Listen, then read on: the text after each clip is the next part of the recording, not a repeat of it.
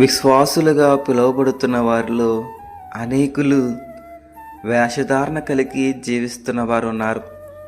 ఎలా అంటే భక్తి లేని బోధకులు, ప్రార్థన లేని పరిశుద్ధులు, విశ్వాసము లేని వినయులు.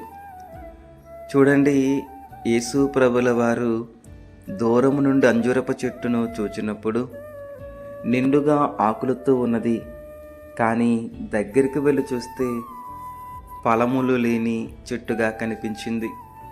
అలానే నీవు కూడా సంగమునకు భక్తిపరుడుగా కనిపించవచ్చు, కానీ దేవుని దృష్టిలో ఆత్మ ఫలములు లేనివానిగా ఉంటే ఆ చెట్టు శపింపబడినట్లు నీవు శ్రమల పాలవుతావు. వాక్యంలో కూడా ఒక మాట ఉన్నది, కాబట్టి మీరు వారి ఫలముల వలన వారిని తెలుసుకొందురు అని. కనుక ఆత్మ ఫలములు కలిగి జీవిద్దాం, దేవునికి ఇష్టునిగా ఎంచబడదాం. మరి నీవు ఎలా జీవిస్తున్నావో తెలుసుకొనేస్తామా?